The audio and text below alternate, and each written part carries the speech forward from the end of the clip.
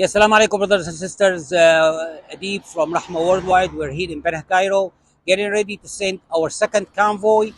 Today is Tuesday, the 16th of December.